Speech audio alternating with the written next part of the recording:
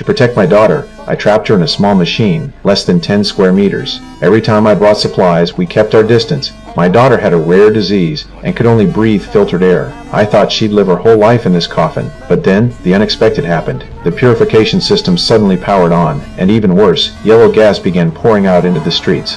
Anyone who inhaled it collapsed. I walked down the street confused, but before I could take more than a few steps, a larger wave of gas rushed toward me.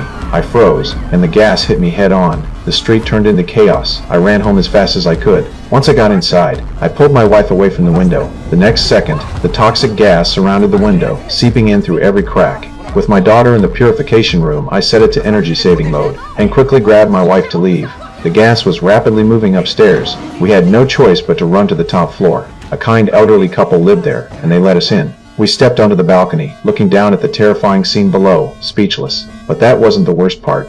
The entire city was covered in toxic fog. The gas had caused a power outage, and though my daughter was safe in the purification system, the backup battery wouldn't last until tonight. I decided to take the risk and go downstairs to change the battery. I carefully tested the air. The gas was invisible and odorless, but deadly. Changing the battery would take over 10 minutes, which most people wouldn't survive. I suddenly remembered an elderly man downstairs who always kept oxygen tanks in his house. For my daughter, I decided to climb down using the water pipes. Before entering the toxic fog, I took a deep breath, holding it in, and quickly made it to the target floor. I broke through a window and entered the elderly man's home. Just as I was about to search, I saw the elderly man lying on the floor, but he was already dead. I didn't have time to feel sorrow because I was running out of air. Even worse, the oxygen tank he usually carried with him was nowhere to be found. I panicked, grabbing a flashlight and searching everywhere, but couldn't find it. Just as I was about to suffocate, I found the oxygen tank in the corner. I quickly put on the mask, opened the valve, and breathed in just in time.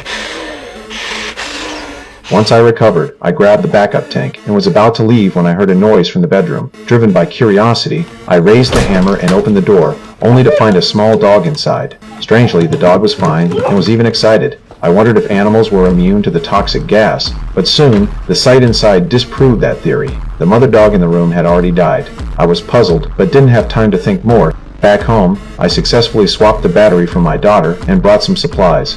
To gather more batteries, I went back downstairs. The street was littered with bodies, foaming at the mouth. The scene was horrifying. I tightened my grip on the oxygen mask and crawled under a car, gathering as many batteries as I could. Just as I was about to leave, I heard a whistle. Curious, I walked over and saw a large group of people. I approached them and found out they were soldiers sent to evacuate survivors. The whole city had fallen, and the higher-ups decided to seal the city after rescue operations. As the captain saw my makeshift oxygen tank, he handed me a pure oxygen tank, asking me to join the main group.